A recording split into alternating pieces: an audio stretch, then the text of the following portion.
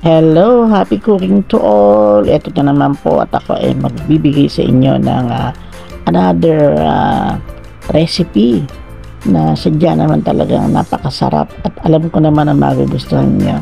Ito yung salmon belly sinigang kung saan yan tinambog ko na yung mga sangkap sa kumukulong tubig, sibuyas, kamatis, at saka yung gabi para lumambot together with the sitaw. At nilagay ko na rin yung okra at saka yung ano pa ba yung lagay ko dyan, kangkong, yan.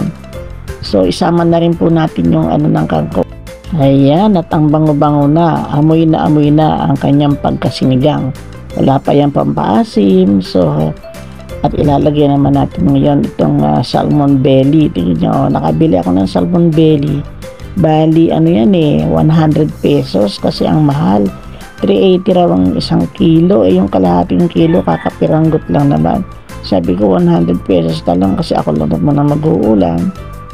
Ayan, luto na sila, kaya kailangan itambog. Ayan, tinambog ko na ang salmon belly.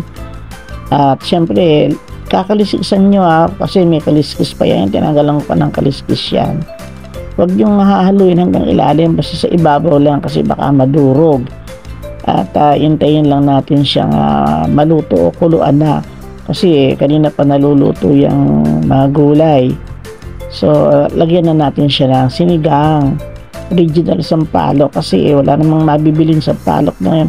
May nabibili sa palengke kakapiranggot, ang mahal-mahal pa, tsaka minsan hindi pa masyadong sariwa, kaya ito na lang ang ready pack na sinigang sampalok mix na original naman talagang sampalok. Ang bango naaamoy ko na at gusto ko na rin tikman. Pero hayaan lang muna natin siya dyan. Nilagyan ko nga pala yan ng konting asin at konting bacon lang naman para may pampalasa din. Kasi pagka walang asin matabang syempre, konti lang naman at konting pampalasa. So ayan na, kumukulo na siya at lagyan natin siya ng takip at iwanan lang natin sandali. At ayan, tanggalin na uli natin. Kulong-kulo na. Wow, super bango, super sarap ng aking salmon belly sinigang.